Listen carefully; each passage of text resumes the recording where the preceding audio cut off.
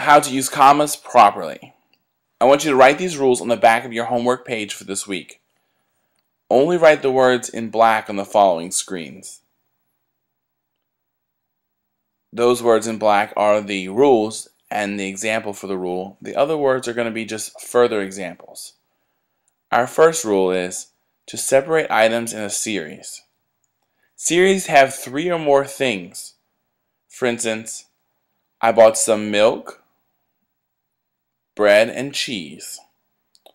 I bought some bread, milk, and cheese.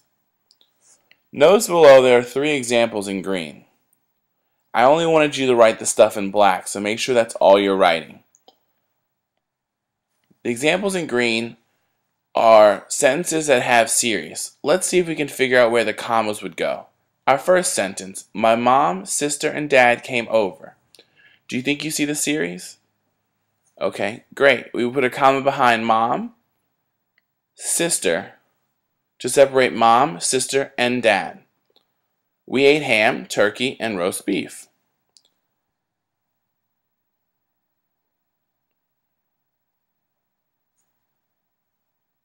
We put a comma between ham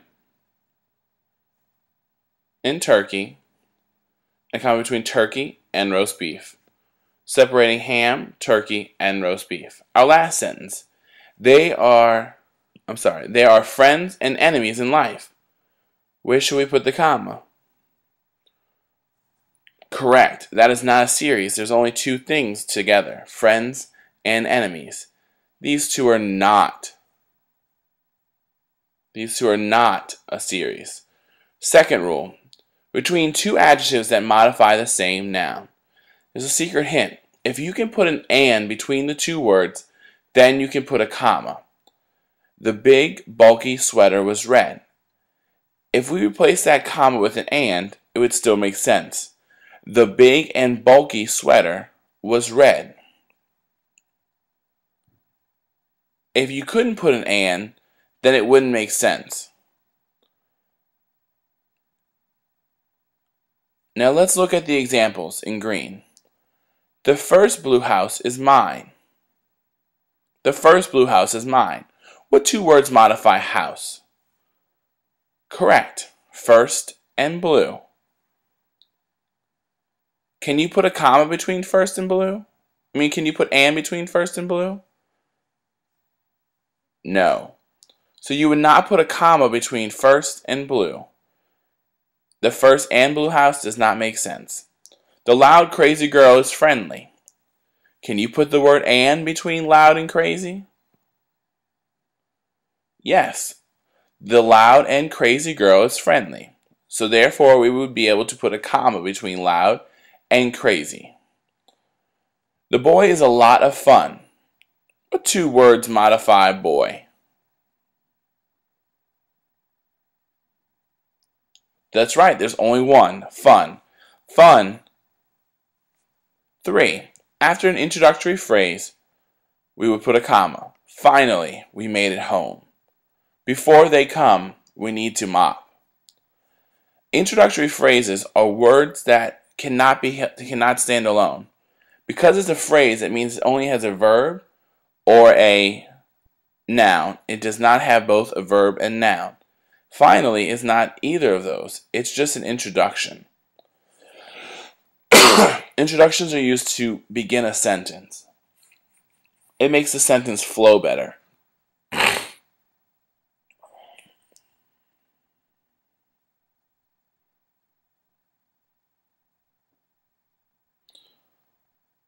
Now let's look at the examples. Although they are loud, I enjoy hanging out. The best way to look at this is to find the sentence. Where does the sentence begin in there? That's right, the complete thought is, I enjoy hanging out. So I will put a comma before I and between loud and I, meaning the introductory phrase is, although they are loud. Let's look at the next one. Afterwards we can chat. Where is the complete thought? What part of this sentence could stand alone? That's right, we can chat can stand alone. Afterwards is just the introduction. Now on to rule 4. 4. Around interrupters. Interrupters are extra phrases found in the middle of a sentence. They come home finally on Thursday. They come home finally on Thursday. If you took finally out, the sentence would be complete. They come home on Thursday.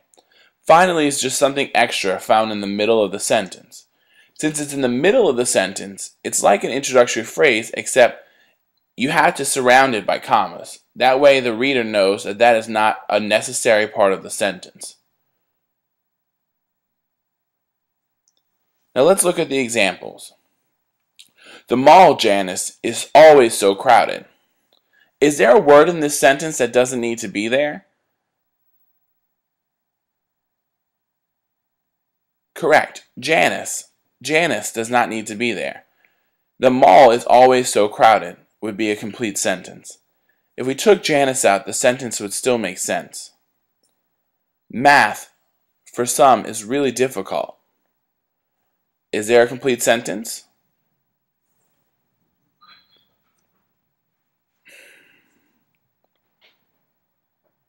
That's correct. For some is not necessary. Math is really difficult is the complete sentence. For some is our interrupter.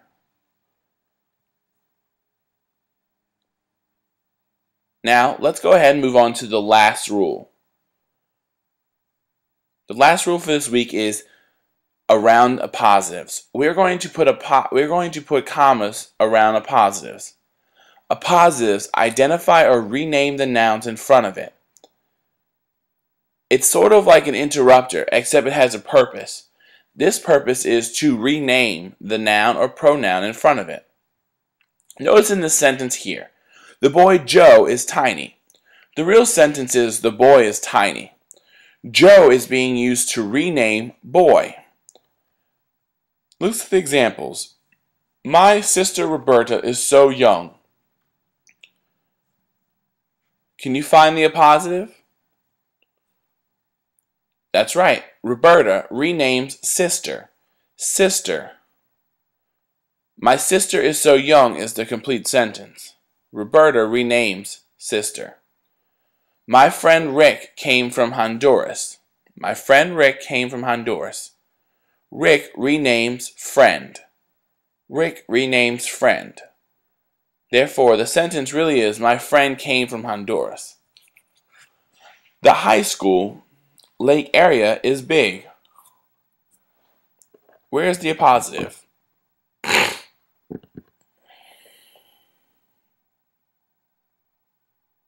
That's right. Lake area renames school. That makes lake area the appositive.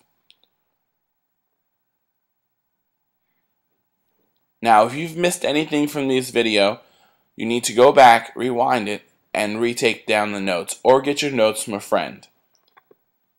Once you are finished with this video, you can move on to the next activity. For instructions, please check the sheet that I have provided next to the computer on the back of the whiteboard. Thank you.